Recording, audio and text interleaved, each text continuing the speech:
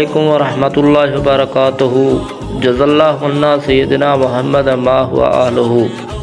آج ہم ذکر الہی کے فضائل کے بارے میں بتائیں گے۔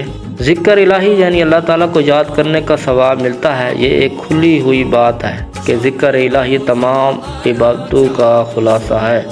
نماز، حج، زکوٰۃ، تکبیر، تحمید، تہلیل، تلاوت قرآن مجید وغیرہ سب ذکر الہی کی شاخیں ہیں۔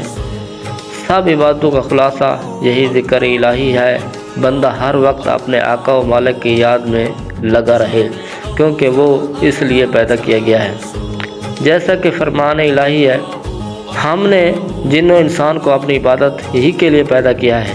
اگر بندہ عبادت و ذکر الہی کو ادا کرتا رہے تو اللہ تعالیٰ بھی اس کو فراموش نہیں کرے گا، کیونکہ وہ خود فرماتا ہے، فَاذْكُرُونِی أَذْكُرْکُم، میرے بندو تم مجھے یاد کرو اور میں تمہیں یاد کروں گا۔ اور فرمایا وَاذْكُرُوا اللَّهَ كَثِيرًا لَعَلَّکُمْ تُفْلِحُونَ، تم اللہ کو بہت یاد کرو تاکہ تم اپنے مقصد میں کامیاب ہو جاؤ۔ جو لوگ یاد الہی میں ہر وقت لگے رہتے ہیں ان کے لیے بڑے بڑے درجے ہیں۔ فرمایا الذین یذکرون اللہ قیاما وقعودا وعلی جنوبہم، عقل مند وہ لوگ ہیں جو اللہ کو کھڑے بیٹھے لیٹے یاد کرتے رہتے ہیں، کبھی اس کی یاد سے غافل نہیں رہتے۔ فرمایا اے نبی صلی اللہ علیہ وسلم، تم اپنے رب کو یاد کرو صبح و شام، پوشیدہ باتوں سے اور غفلت کرنے والوں میں سے مت ہو۔ اور فرمایا ان الصلاۃ تنہی عن الفحشاء والمنکر ولذکر اللہ اکبر، نماز حرکات ناشستہ سے روکتی ہے، یاد الہی کو سب سے بڑی چیز ہے۔ نبی کریم صلی اللہ علیہ وسلم حدیث قدسی میں فرماتے ہیں کہ اللہ تعالیٰ نے فرمایا میں اپنے بندوں کے گمان کے مواقف ہوں، جب وہ مجھے یاد کرتا ہے تو میں اس کے ساتھ رہتا ہوں، اگر اس نے مجھے اپنے دل میں یاد کیا تو میں بھی اس کو اپنے دل میں یاد کرتا ہوں، اگر اس نے مجھے کسی جماعت میں یاد کیا تو میں اس سے بہتر جماعت میں اس کو یاد کرتا ہوں۔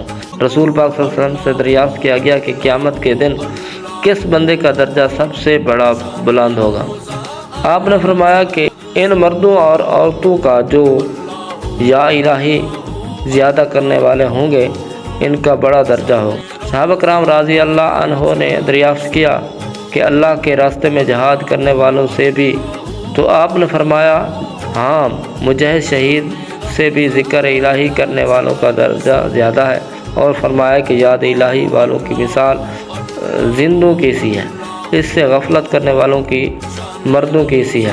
اور فرمایا کہ جو قوم ذکر الہی کے لیے کسی جگہ بیٹھتی ہے تو اس کو رحمت کے فرشتے گھیر لیتے ہیں، رحمت خدا بندی کی اس پر بارش ہوتی ہے، اور کھڑے ہوتے وقت ان سے کہا جاتا ہے کہ جاؤ تمہارے سب گناہ بخش دیے۔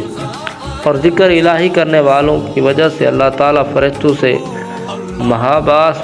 مباحث فخر کرتا ہے، اور میرے بندے مجھے دنیا میں یاد کر رہے ہیں۔ اور فرمایا کہ ہر چیز کو جلا دینے والی ہوتی ہے، دلوں کو جلا اور چمکانے والی چیز الہی ہے۔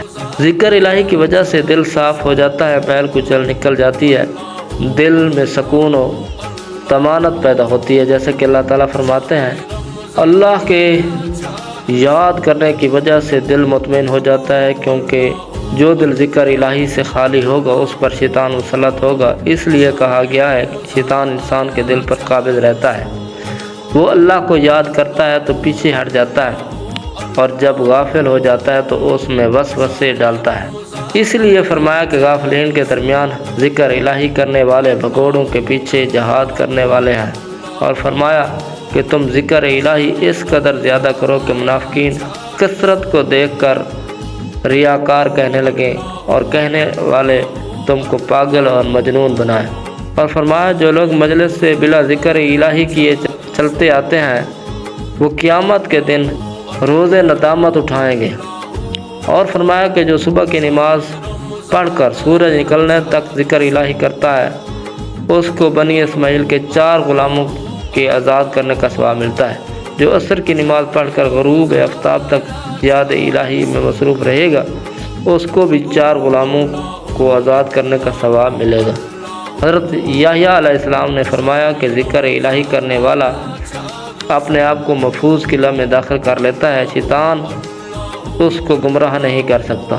نبی کریم صلی اللہ علیہ وسلم سے صحابہ کرام رضی اللہ عنہ نے دریافت کیا کہ کون سا عمل افضل ہے جس کا ہم ذخیرہ بنائیں، تو آپ صلی اللہ علیہ وسلم نے فرمایا سب سے بہتر یاد الہی کرنے والی زبان، شکر کرنے والا دل، مومنہ اور نیک بیوی ہے۔